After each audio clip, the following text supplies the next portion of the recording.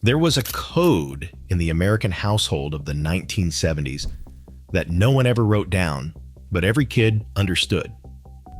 These were rules that parents never had to explain twice. The kind of expectations that were absorbed through observation, through correction, through the simple rhythm of daily life. If you grew up in that decade, you knew exactly what those rules were without being told. This was an era before parenting books lined every shelf, before child psychologists appeared on daytime television to debate every decision. Parents had expectations. Kids met them. The household ran on a kind of unspoken order that everyone understood. These rules were not negotiable, not open for discussion, and certainly not optional. They were simply how things worked. What made these rules so powerful was that they did not need to be written on the refrigerator or repeated every morning. Kids absorbed them through experience, through watching older siblings, through the raised eyebrow of a mother or the firm tone of a father. Breaking these rules came with consequences, not timeouts or privilege removal charts. Real consequences that left an impression. Let's walk through 12 of these unspoken rules that governed childhood in the 1970s. Some of this might bring back memories. Some of it might seem unimaginable to modern families. This was simply how American households operated. The thermostat was not for children to touch. This was perhaps the most sacred rule in the American home. The thermostat belonged to Dad. It was set to a specific temperature, usually somewhere around 68 degrees, and that was where it stayed. Kids who got cold were told to put on a sweater. Kids who got hot were told to go outside. The thermostat was not a democracy. Heating oil and natural gas cost money, and every degree adjustment meant dollars flying out of the house. Fathers seemed to have a sixth sense about thermostat tampering. They could walk through the front door after work and somehow know that someone had moved it 2 degrees.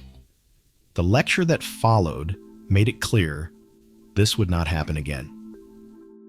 When the phone rang, you answered it correctly. The telephone was mounted on the kitchen wall with a cord long enough to stretch around the corner for semi-private conversations. Whoever answered was expected to do it the right way. That meant saying the family name. For example, Johnson Residence Trio, or saying, "Hello, this is the Miller home." No kid ever just said hello and waited. That was considered rude. If the call was for someone else, you covered the mouthpiece with your hand, not your shirt, and called for that person without shouting directly into the phone. Phone etiquette was serious business. Long-distance calls were expensive, and kids were expected to keep conversations short when relatives called from out of state. Every minute cost money, and parents watched the clock. You cleaned your plate before leaving the table. Food was not wasted in the 1970s household. Parents who had grown up during the Depression or with parents who had survived it carried those lessons forward. Every pea, every bite of meatloaf, every spoonful of vegetables, you ate what was put in front of you. There was no separate kids menu. Children ate what the family ate. Complaining about dinner was not tolerated. The phrase, "There are children starving in Africa," was invoked so regularly it became almost automatic. Sitting at the table until a plate was clean was common. Some kids sat for an hour, staring at cold green beans. But the rule held. Food was not thrown away because a child decided they did not like it. Be home when the streetlights come on. This was the universal curfew of childhood in the 1970s.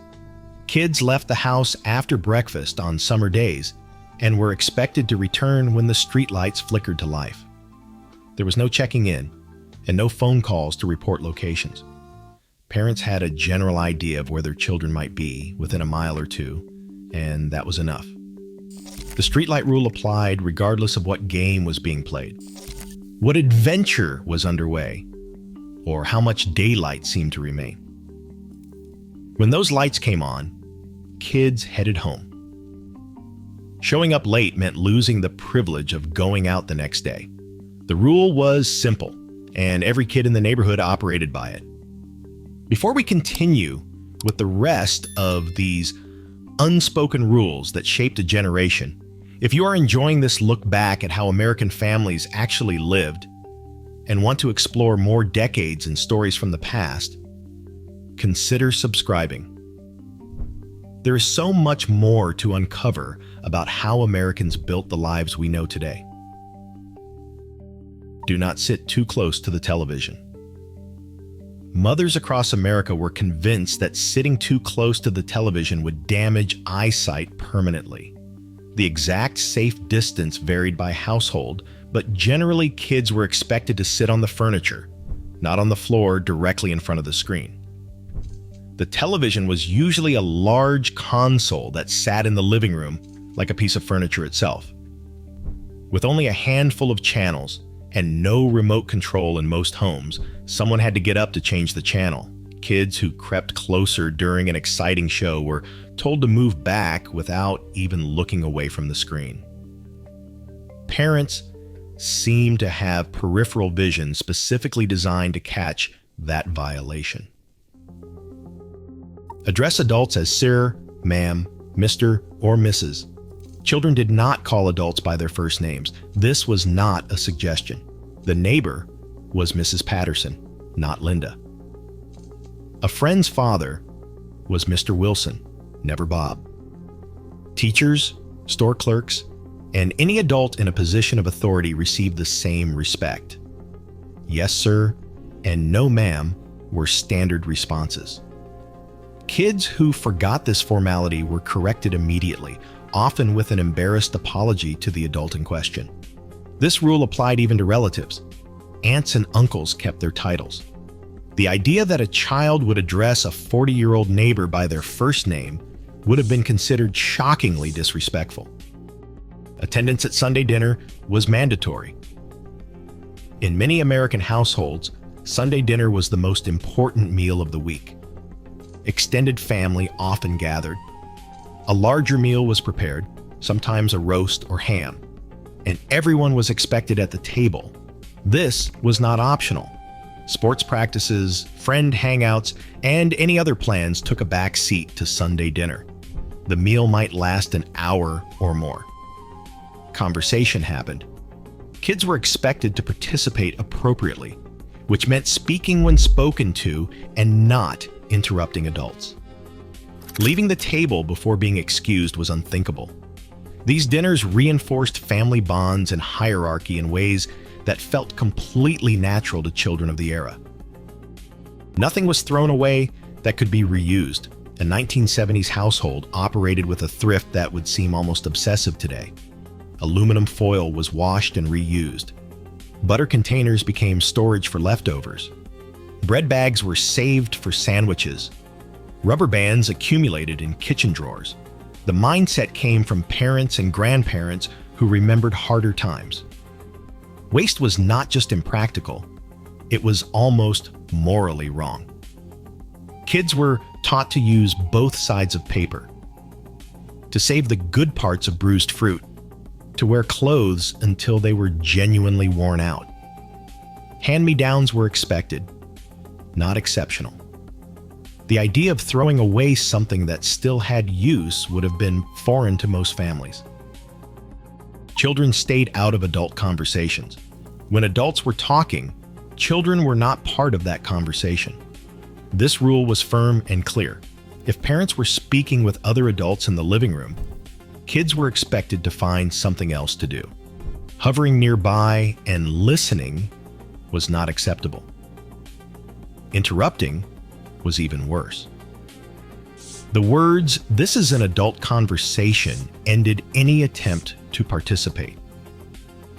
Kids learned to read the room and recognize when discussions were not meant for their ears. This created clear boundaries between the world of adults and the world of children. Those boundaries were respected because the consequences of violating them were swift. The television schedule belonged to the parents. With one television in most homes, someone had to decide what the family watched. That someone was not a child. Dad often controlled evening programming. Mom might have preferences for certain shows. Kids watched what was on. They did not touch the dial without permission. They did not complain about the news being boring. Saturday morning cartoons were the domain of children. Those were a few glorious hours when kids controlled the television. But by afternoon, that changed. Prime time was for parents. Kids could watch along or find something else to do. The idea of a child demanding a show change would have been met with disbelief. Long-distance calls were for emergencies and special occasions. The phone bill arrived monthly, and long-distance charges were itemized and expensive. Calling someone in another state cost real money, money that added up fast. Kids understood that long distance was not for casual conversation. Calling grandparents on birthdays and holidays was acceptable. Chatting with a cousin across the country just because was not. When long-distance calls came in, they were often announced with a sense of importance. Everyone gathered. Conversations were brief and meaningful. The meter was running. Kids who needed to speak to distant relatives did so quickly and handed the phone back. This was simply how telephone economics worked. Chores came before play, always. Every child in the 1970s household had responsibilities. Tasks included taking out the trash, setting the table, mowing the lawn, and doing the dishes. These tasks were not rewarded with allowance negotiations or praise. They were simply expected, and they were completed before any recreation. A kid who wanted to go outside and play first had to finish assigned chores. Inspection followed. A sloppy job meant doing it again. Complaining meant additional tasks. The expectation was clear. You contributed to the household because you were part of the household. This was not child labor. This was being part of a family that worked together. Play was earned through responsibility. What made these rules so effective was their consistency. Every household seemed to operate by similar principles. The neighbor kids had the same expectations. Teachers reinforced the same values. There was a cultural agreement about how children should behave, what they should understand, and how households should function. Kids did not feel oppressed by these rules. They simply lived within them. The 1970s American household ran on structure and respect, and on shared responsibility. Parents did not negotiate with children about expectations. They set them and they enforced them. Kids learned to navigate the world by understanding boundaries. They learned patience by waiting for their turn at the television. They learned gratitude by eating what was provided. They learned respect by addressing adults properly. These unspoken rules created a framework for childhood that felt secure even in its strictness. Kids knew what was expected. They knew the consequences of breaking those expectations, and they grew up understanding their place in the family structure while preparing to eventually run households of their own. For those who remember living by these rules, who remember the thermostat battles and the Sunday dinners, the streetlight curfews, and the long-distance restrictions, this was simply childhood. It was not harsh.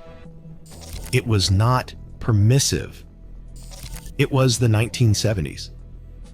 And for those with memories of this era, there is always more history to explore.